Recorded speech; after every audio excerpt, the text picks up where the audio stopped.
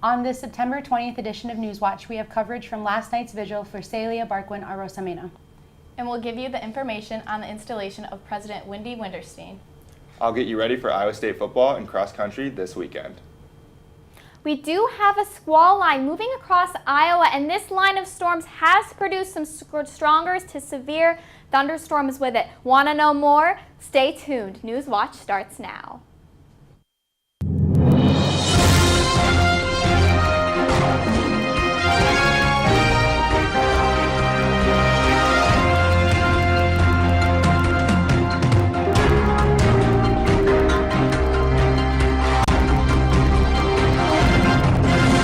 Welcome to Newswatch on GSTV. I'm Isa Cournoyer. And I'm Gracie Mateja. Thank you for joining us.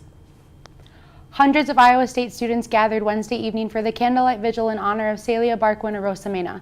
Teammates, professors, coaches, and classmates shared memories of Barquin. Those in attendance also signed cards for the family. Here is GSTV's coverage of the vigil. Look at the stars, look how they shine for you. Everything you do, yeah, they were all yellow. So we know she's watching down on us from up there sometime. So tonight, I hope we can give you a few chuckles and a few laughs to go out on a good note for you. We miss you and we love you.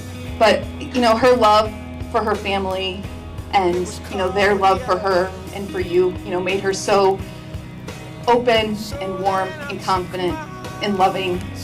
If you take something from this, come on, tell your mother. It's so easy. It doesn't take a minute. I promise you, she'll be forever grateful. I know she will.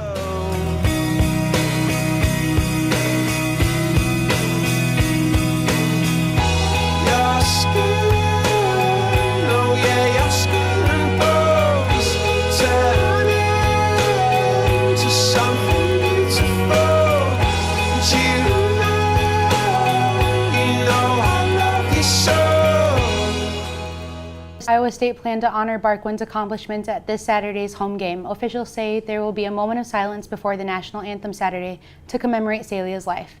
Teammates also set up a fund to honor Celia and help her family during this time.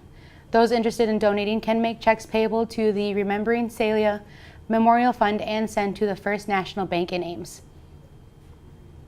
In the wake of the tragic death of Iowa State student Celia Barquin Arosamena, Iowans across the state raised concerns about the issue of homeless camps. Des Moines resident Maria Philippone says she's dealt with many homeless people who set up camp on her property. Other property owners say they try to not confront the strangers who might be dangerous. They prefer police deal with trespassers since it is illegal. Des Moines Police Sergeant Paul Perezek said the department avoids knee-jerk evictions of the homeless, only intervening in illegal or dangerous situations. Police currently work with crisis workers and shelters to find housing for those in need. An Ames man arrested in February for assault was found guilty Wednesday. Police originally charged 24-year-old Devontae David Voits with first-degree kidnapping, first-degree sexual assault, and willful injury causing serious injury. Voits was arrested at the Newton Correctional Facility where he was being held for charges unrelated to the assault. Authorities say Voits pulled a woman from her car at Franklin Park before assaulting her. The incident occurred in January 2017. According to Story County Attorney Jessica Reynolds, the court served Voigt a 25-year prison sentence with a mandatory 17.5 years. President Wendy Winterstein is to be formally installed this Friday, September 21st at 10:15. Winterstein will become the 16th president of Iowa State University. She will also become the first female president installed at Iowa State. The event is open for anyone to come and celebrate. The ceremony will also be live streamed at iastate.edu. Story County midterm electoral candidates met on Tuesday for a forum about mental health and disability issues. Holly Schlusselman has the story. Those are the places that will lead to long-term success. Candidates running for county and local legislative seats in Story County spoke about disability issues at a forum Tuesday night. The forum was held at the Ames Public Library at the Farwell T. Brown Auditorium at 6:30 p.m. Community members were able to discuss their concerns with how mental illnesses are being treated. And I work hard at everything I do. And I'm on disability, yes, but I don't want to be that person who's, who says, oh, I need help. But you know what, you guys, that's your job to help me. There are many issues surrounding mental illnesses. Linda Merkin, a Democratic candidate running for County Board of Supervisors, spoke about how to help prevent mental illnesses in children from abusive homes. Those children need help. They have a lot of dark moments in their lives. And I've said before, we're not going to give them normal childhoods. They're not going to have normal childhoods, just forget that. But we can give them some normal moments. Reporting for One Now with Hunter Smith and Avery Bowdler, I am Holly Slusselman. Midterm elections are on November 6th. To learn more about these candidates' views, visit the Story County website at www.storycountyiowa.gov. After the break, we'll tell you about some protesters who are certainly not loving it. Don't go anywhere. You're watching Newswatch. Welcome back to Newswatch. McDonald's workers have recently gone on strike in Chicago, San Francisco, St. Louis, and Kansas City. Employees are protesting sexual harassment in the workplace for a safer work environment. Protesters are demanding the company starts mandatory training on how to handle these complaints appropriately in the workplace. They also want women to be able to play a role in addressing sexual harassment. Many people have joined the peaceful protests in the streets with tape over their mouths and sign in support of this movement. A deadly landslide struck the Cebu province of the Philippines Thursday. Those living in the Naja village returned home just days after evacuating before Typhoon Mangkhut hit last Saturday. Officials say heavy rainfall over the past 2 days contributed to the landslide that left more than 20 houses buried. Rescue teams saved 8 survivors, but the landslide left 12 dead and more still missing. Superintendent Samuel Tadeo of the Philippine Bureau of Fire Protection says the rescue mission is still very dangerous. The team now waits for heavier equipment to help look for more survivors. Detroit public schools have now been without drinking water for over a month. In over 57 schools, they've had to turn off water completely after testing positive for copper drinking. This water could lead to serious problems, especially in small children. In certain quantities, it can lead to hearing problems, delayed puberty. The city has stated that the school is an aging plumbing system to blame. The good news for Detroit is that the problems did not extend to the city's water. The unexplained evacuation of a New Mexico solar observatory on September 6th left many asking why. According to recently released FBI documents, investigators seized the laptop of a janitor at the observatory suspected of using the internet to download and distribute child pornography. The suspect became agitated, prompting investigators to evacuate staff for their safety. Officials disclosed little information during the investigation, leading to rumors of alien invasions and UFO sightings. The observatory reopened to the public earlier this week. Joining us now is Hannah Messier with the weather report. Hannah, what are we going to get for rain tonight? There is a squall line moving across Iowa, and that is going to make its way to Ames by 11:30 into midnight. We'll have more for you. Newswatch continues after the break. Good evening. Welcome back to Newswatch. This squall line currently moving across Iowa extends from Omaha all the way up north through Mason City into Minneapolis. We're seeing these storms being severe in some places. However, the severe warnings have been unissued as of right now. And as we look at the radar for the last few hours, we see the storms originally developed in Nebraska and then are currently spreading into central Iowa. And we're expecting those storms to move by throughout the night. Currently, there is a severe thunderstorm watch still in effect through Omaha into Mason City. Some severe thunderstorm warnings still in southern Nebraska. Up to the north, we have a few flood watches as well as some a tornado watch in Minneapolis. However, for us here in central Iowa, I wouldn't worry about tornadoes. And the good news is, after these severe thunderstorms tonight, tomorrow, fall weather returns. Today was hot, 90 degrees and humid, but the high tomorrow is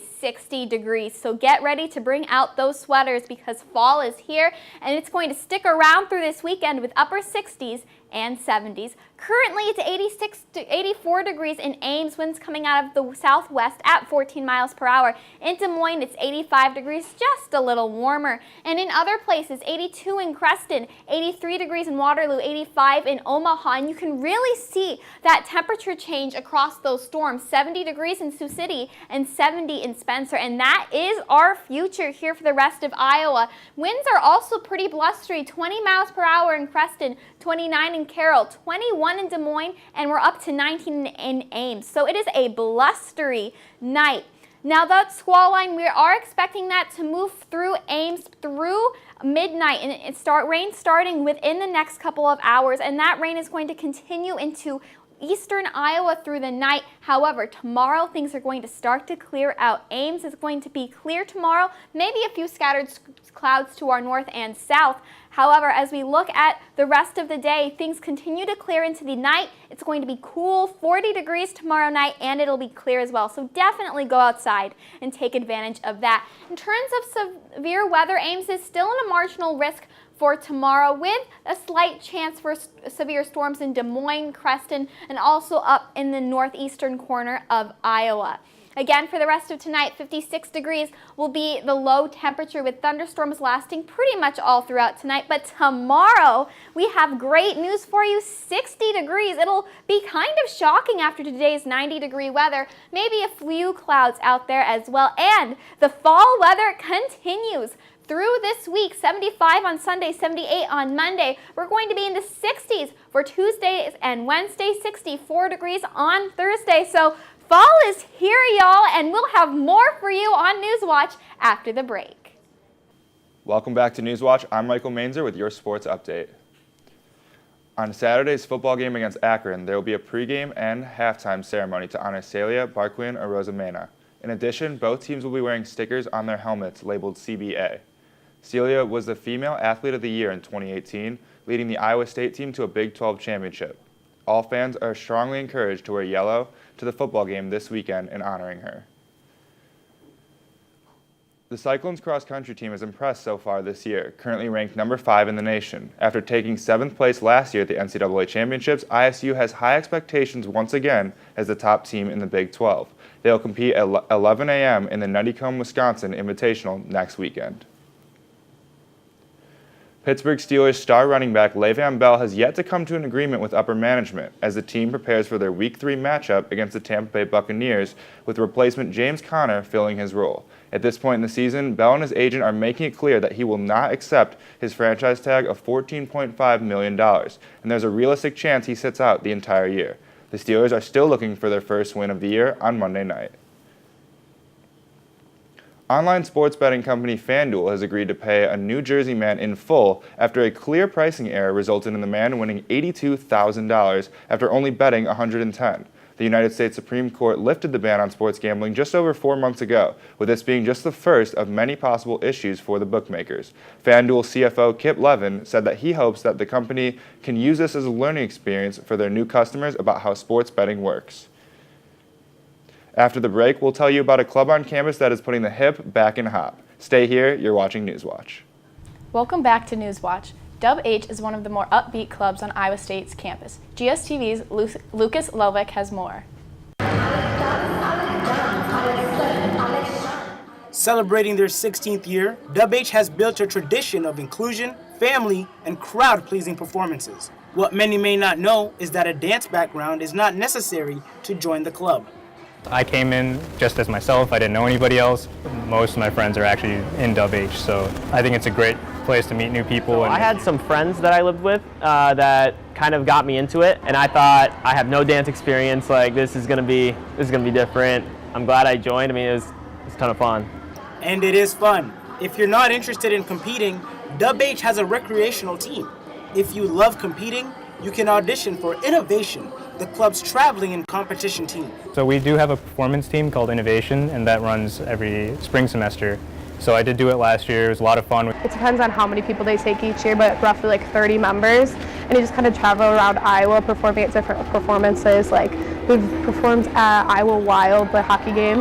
We performed at a women's basketball game here on campus one time. That was super fun.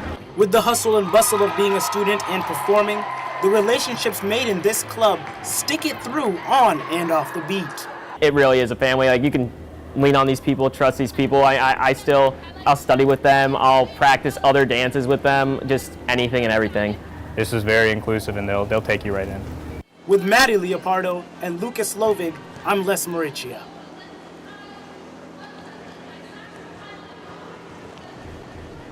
A man went viral this week after being posted about on Facebook, but not for the most likely reason. The Safe Haven Pet Sanctuary in Green Bay, Wisconsin shared the story of Terry Lauerman.